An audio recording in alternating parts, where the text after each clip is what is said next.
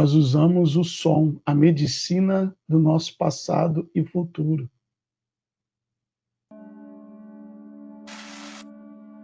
Ali, o som é luz e luz é som.